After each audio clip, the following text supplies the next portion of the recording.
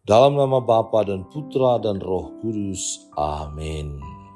Allah Bapa yang Maha Baik, kami kembali ke hadapan-Mu, bersyukur atas cinta-Mu yang berlimpah dan tiada berkesudahan. Kami mohon bantulah kami untuk senantiasa mampu menemukan butir-butir kasih dalam setiap pengalaman hidup kami, serta bukalah pintu hati kami dan pikiran kami untuk mendengarkan dan merenungkan serta menemukan butir-butir kasih itu dalam sabda-Mu dan mencoba mengejawantahkannya konkret dalam kehidupan kami sehari-hari. Dengan pengantaran Kristus Tuhan dan Penebus kami. Amin.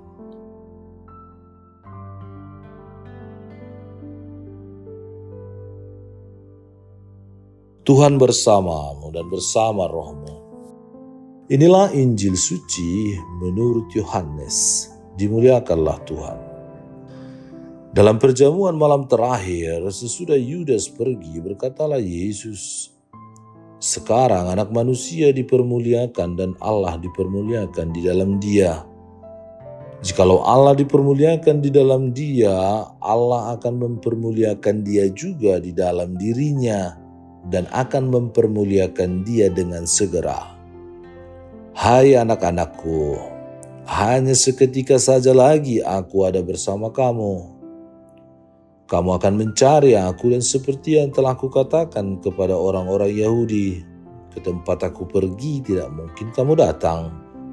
Demikian pula aku mengatakannya sekarang juga kepada kamu. Aku memberikan perintah baru kepada kamu, yaitu supaya kamu saling mengasihi sama seperti aku telah mengasihi kamu. Demikian pula kamu harus saling mengasihi. Dengan demikian semua orang akan tahu bahwa kamu adalah murid-muridku, yaitu jikalau kamu saling mengasihi." Demikianlah sabda Tuhan, terpujilah Kristus. Saudara dan saudari terkasih dalam Kristus Yesus, hidup suatu rumah tangga akan menjadi kokoh bila suasana kasih dan setia antar anggota keluarga terjalin dan dipelihara dengan baik serta terus-menerus dengan berdasar dan berpedoman pada hidup keluarga Kristiani. Banyak keluarga telah memelihara semangat ini dan mereka menikmati suasana guyup, rukun, damai dan bahagia dalam keluarga. Sebagai murid dan pengikutnya, kita semua telah dipersatukan dalam satu keluarga besar Kristus, yaitu gereja. Dan gereja kita adalah bagian dari keluarga besar umat manusia yang tidak bisa dipisahkan. Karena itu cahaya Kristus yang dinyalakan oleh setiap pribadi dan keluarga Kristiani harus terpancar keluar mewarnai kehidupan di masyarakat, bangsa bahkan umat manusia seluruh dunia. Bacaan Injil hari ini menyodorkan kepada kita suatu wasiat terakhir dari Yesus kepada para muridnya, yaitu suatu perintah baru. Aku memberikan suatu perintah baru kepada kamu, yaitu supaya kamu saling mengasihi sama seperti aku telah mengasihi kamu. Demikian pula kamu harus saling mengasihi. Dengan demikian, semua orang akan tahu bahwa kamu adalah murid-muridku, yaitu jikalau kamu saling mengasihi. Maka cinta kasih adalah identitas Kristiani atau tanda pengenal bagi para pengikut Yesus. Pengikut Kristus yang tidak mengenal cinta kasih sama seperti orang tanpa ID, tanpa tanda pengenal, tanpa KTP. Inilah saat terakhir sebelum wafatnya dan tibalah waktunya bagi Yesus untuk dipermuliakan dan Allah sendiri dipermuliakan di dalam Dia. Itulah saatnya Yesus kembali kepada Bapanya, sebab misinya di dunia sudah selesai dan saatnya bagi para rasul dan para murid serta pengikutnya untuk melanjutkan tugas pewartaan kerajaan Allah di dunia ini. Pergilah ke seluruh dunia dan wartakanlah Injil. Tugas itu juga dilakukan oleh Paulus dan Barnabas sebagaimana ditulis dalam Kisah Para Rasul dalam bacaan pertama. Misi perjalanan kedua rasul itu berbuah banyak. Komunitas-komunitas orang beriman atau gereja muda, gereja perdana terbentuk di berbagai tempat seperti di Derbe, Listra, Iconium, dan Antioquia. Mereka mewartakan Injil dan memperoleh banyak pengikut atau murid. Walaupun banyak sengsara dan penderitaan mereka alami, namun mereka tetap bertekun dalam iman akan Tuhan yang bangkit dan telah mengutus mereka. Allah telah melakukan dengan perantaraan para rasul itu banyak hal yang telah Allah buat. Allah hadir, Allah menuntun dan membimbing, menyertai setiap karya pewartaan para rasul. Allah membuka pintu bagi bangsa-bangsa lain untuk mengenal Yesus Putranya, untuk percaya, untuk beriman. Kepada para pengikutnya yang tetap setia dan bertekun dalam iman, telah menanti langit yang baru dan bumi yang baru, serta kota Yerusalem yang baru yang turun dari surga dari Allah. Allah akan menghapus segala air mata dari mata mereka.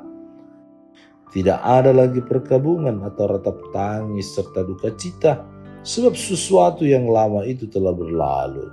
Bacaan kedua dalam kitab Wahyu 21, 1-5a. Pewartaan kabar gembira tidak bisa ditahan atau dihalangi oleh siapapun, walaupun usaha perlawanan dan penolakan itu tetap ada dan dilakukan sampai saat ini, detik ini. Dunia dan lingkungan tempat kita hidup dan berpijak saat ini tetap membutuhkan kasih dan orang-orang yang menghidupi kasih sebagai tanda pengenalnya. Lihat saja kriminalitas yang berupa pelecehan, pemaksaan, perampokan, sampai pembunuhan secara sadis silih berganti di mana saja. Kebencian, permusuhan, bahkan perang terbuka, hingga Rusia memuntahkan bom dan peluru kendalinya ke Ukraina, sampai menyebabkan kematian, kehancuran, serta ribuan pengungsi yang mencari tempat yang aman. Palestina dan Israel. Sedemikian banyak manusia yang harus menderita, bahkan kehilangan nyawa, hanya demi mempertahankan kekuasaan terhadap suatu wilayah. Demikian pula di bagian-bagian lain di dunia yang maju, telah terjadi kekerasan terhadap harkat manusia. Saling membunuh, tidak bisa menemukan solusi terbaik, saling mempertahankan keegoisan masing-masing.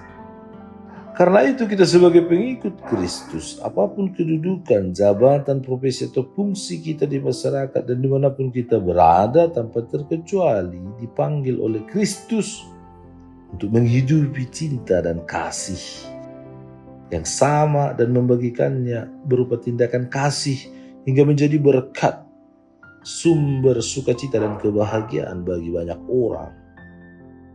Dan tindakan kasih itu harus dilakukan tanpa membedakan asal-usul bangsa, suku dan agama, gender ataupun kedudukan dan status sosial seseorang, khususnya mereka yang miskin, terlantar, dan ditinggalkan oleh banyak orang.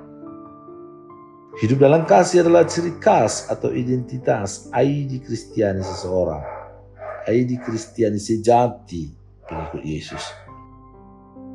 Kasih menghidupkan banyak kebajikan di dalam setiap pengikut Kristus, dan kasih itu harus dinyatakan secara konkret dalam tindakan yang mencerminkan perhatian, kepedulian, beralasa, pengorbanan, solidaritas, subsidiaritas, dan kemauan untuk saling berbagi, keberpihakan kepada kaum marginal, dan lain sebagainya.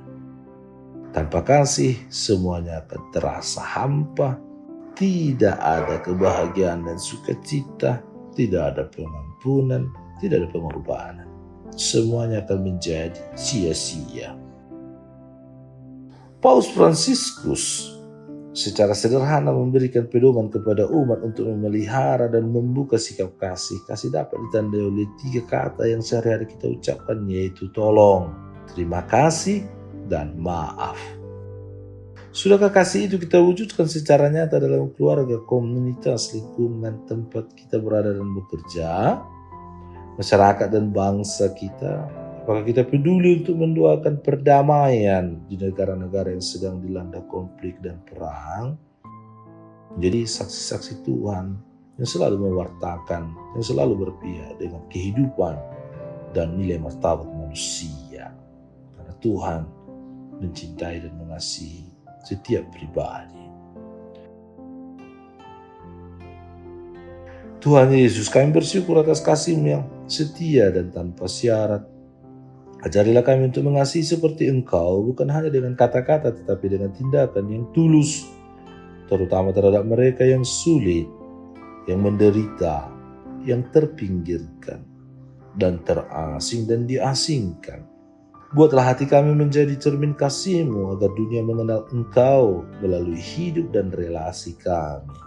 Bimbinglah kami agar perintah baru ini tidak hanya kami dengar, tetapi sungguh kami hayati setiap hari. Bahkan kami hadir dalam kehidupan kami menjadi saksi-saksi kasih itu konkret. Sebab Engkaulah Tuhan dan pengantara kami, kini dan sepanjang segala masa. Amin. Tuhan bersamamu dan bersama rohmu. Semoga saudara sekalian dilindungi, dibimbing dan diberkati oleh Allah yang Maha Kuasa, Bapa dan Putra dan Roh Kudus. Amin. Allah Bapa kami, penuntun kehidupan, Engkau telah menuntun Abraham menuju tanah terjanji. Engkau juga menuntun bangsa Israel menuju tanah Yerusalem melalui tangan Musa. Kini kami umat-Mu keuskupan Padang sedang berjalan bersama dalam sinode kefikepan menuju keselamatan yang Engkau janjikan dalam diri Putra-Mu Yesus Kristus. Tuntunlah peziarahan hidup kami dengan kuasa Roh Kudus-Mu, agar kami tetap tabah, sabar dan setia menghadapi kesulitan dan tantangan hidup. Bimbinglah kami supaya mampu berjalan bersama, saling meneguhkan dalam iman, harapan, dan kasih. Bunda Maria, doakanlah kami putra-putrimu sepanjang sinode kefikepan ini berlangsung. Ya Bapa, Engkau kami sembah dan muliakan, kini dan sepanjang masa. Amin.